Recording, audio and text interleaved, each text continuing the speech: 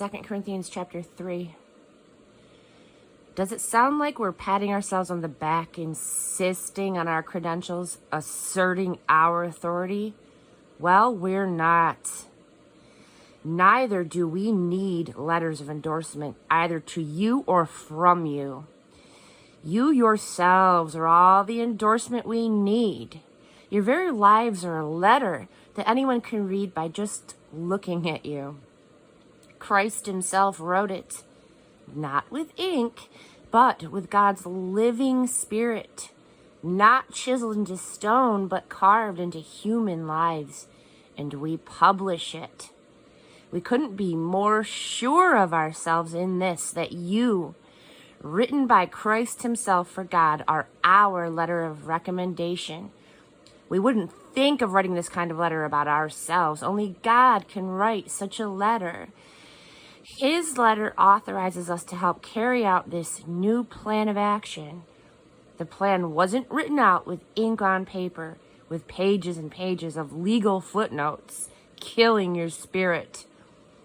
It's written with spirit on spirit, his life on our lives, lifting the veil. The government of death, its constitution chiseled on stone tablets, had a dazzling inaugural.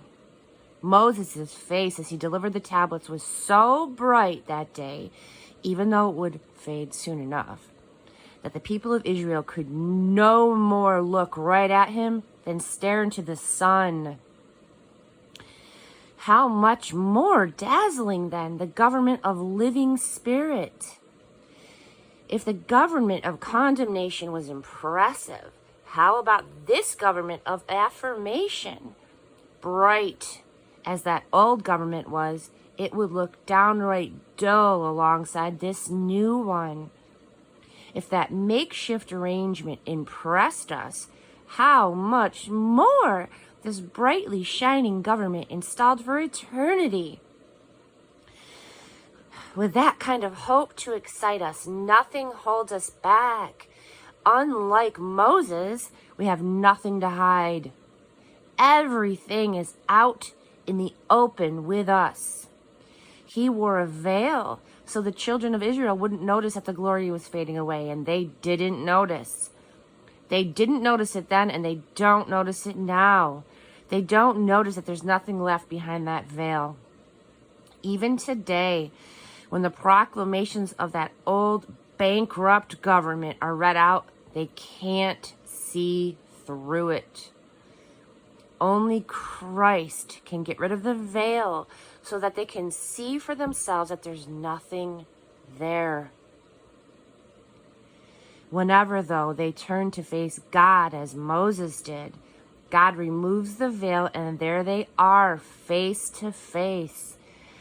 They suddenly recognize that God is a living, personal presence, not a piece of chiseled stone. And when God is personally present, a living spirit, that old constricting legislation is recognized as obsolete. We are free of it. All of us. Nothing between us and God. Our faces shining with the brightness of his face. And so we are transfigured much like the Messiah.